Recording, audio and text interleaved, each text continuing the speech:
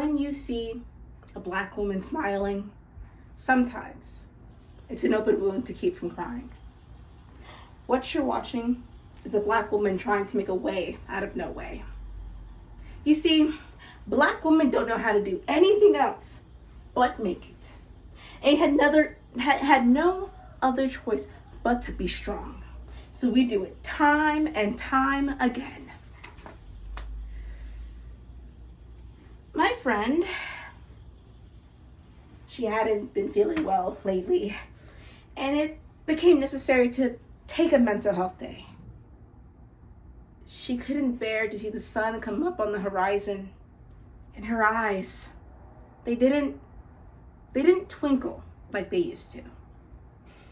A great lie about being a Black and strong woman is that we are Black and strong women for every single other person. Last time I'm still trying to pick myself up off the ground.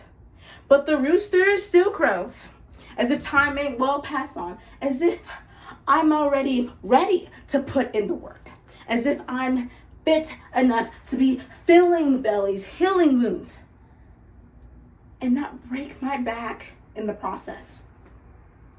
Because when you see a Black woman smiling, sometimes it's an open wound to keep from crying. From the sassy overachiever to the overly helpful house cleaner, Black women are seen as being the superwoman who can do it all. This is commonly referred to as the Superwoman Schema, explains Society for Personality and Social Psychology of May 1st, 2023. The Superwoman Schema, SWS, is a controlling stereotype that laws Black women as invulnerable superhumans who must use their physical and emotional labor to support their community and the broader U.S. society. But the problem isn't the concept of being a superwoman. It isn't just to support others, but it's the fact that this comes at the expense of Black women's physical and mental well-being. And the problem arises when we choose to avoid expressions of weakness, to bite our tongues, to hide our discomfort, our pain, or when we even refuse to ask for help.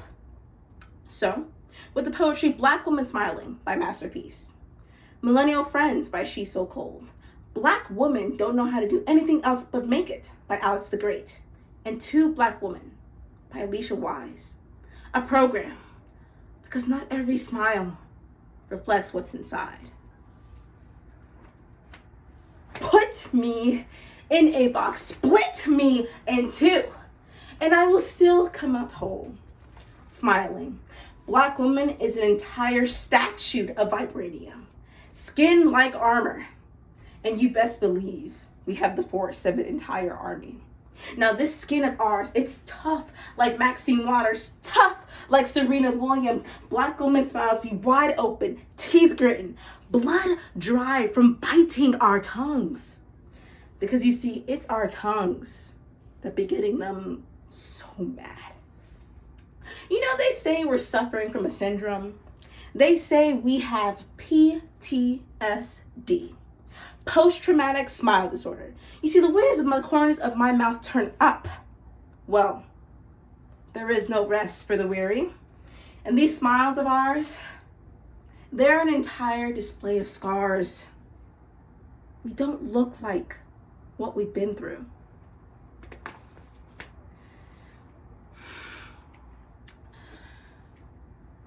My friend hadn't been feeling well lately. She said she wanted to run from life, and I was like, why? So she began to peel back layers and layers of her mind, like a notebook, pages after pages of phases of life that just, they felt so unfair. I started to believe she was made of vibranium, built different, tough, indestructible, solid energy, bigger than a boulder. And I wondered, how did she do it? How can you live outside of yourself? We are mega beings fractured, still being told we don't add up, Being the mathematicians, but the math not mathing. Being scientists, but the science not making any sense. Being studied for the sorcery that's in our palms. Black women don't know how to do nothing but make it. See, in reality, we're always failing. We're always crying. But we will never hurt publicly. In reality, we just be holding on. We master survival so effortlessly that even we still fight to show strength on our bad days. We are the cover story of a magazine when dead. We are the backstory when living. We are the ancestor, the magic, the nanny with the magic milk, the protector. But we are often the unprotected.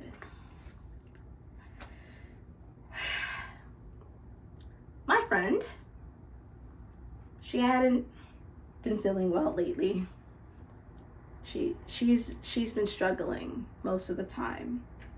And lately she says it was the pebbles, the little things, the sticks and the stones that had broken everyone else's bones. Well, they only strengthened hers. She built towers out of fake smiles. In her hidden cries, she took her sadness into lies. She acts like, it's okay, it's no big deal. Nah, it's not okay. If I could, I would crawl into her mind and flick on the switch that taunts her traumas. Then I would. If I could turn the dial on her dopamine dispenser so she wouldn't need her medications anymore, then I would. If I could help her fight her way out of her own thoughts, well, then I would. Because you see, I'm afraid to let her drift. I'm afraid to let her wade out into the waters. And I'm afraid because if I blink too fast, I lose her.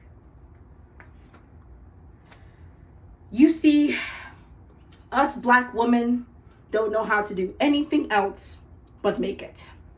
We don't know how to just be, to be fine being ourselves, to just be okay with getting to know yourself. In this world, everyone wants something. It's too much take. It's not enough give. Our armor in this world of take is to give it all away or say, nah, bruh. To call someone out in the middle of the street, to mean mug it out, or to just slit our wrists. And in this moment, when we give up, well, that's the moment we're most like Yahweh, performing miracles and offering up our bodies.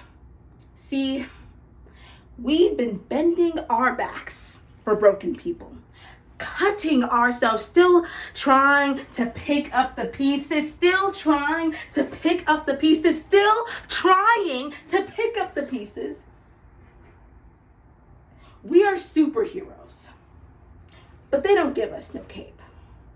But you know what? That's all right. We will, we still, and we always will keep smiling.